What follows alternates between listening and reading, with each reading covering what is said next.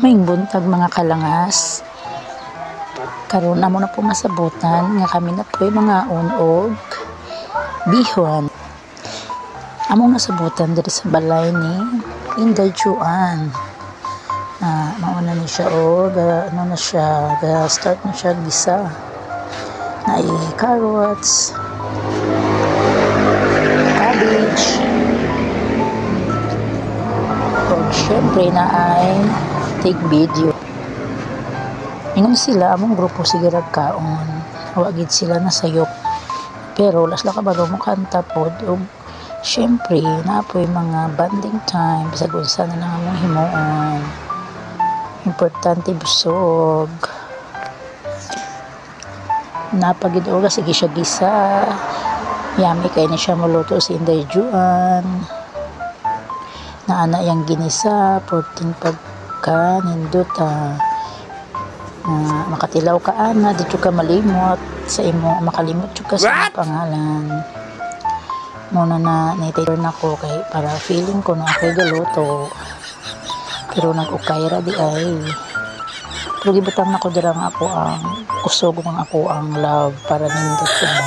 Basag ako gatimpla, pero nindot nga na ako sa pag-ukay o sa pagbutang sa nudo as bihon.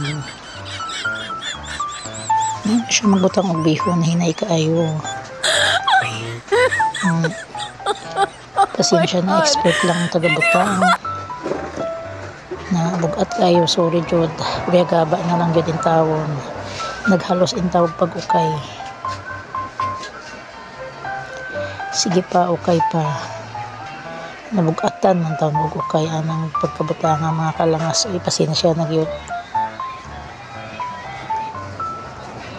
Na ginawa ako dugayan ako mo ukay. Ay na lang jud kun nagtawag ka muluto kay mabuntagan jud ta ani. Na sos Ginoo, pila na ka oras nang inukaya wa gyud pinahuman. Nawa na paghihapon na kulura ng bihon.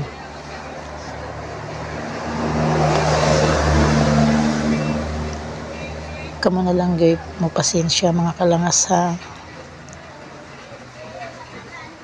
Ayan na, sayo-sayo na pag may pagkahuman sa among luto. Pagka magluto, gutom, kaon.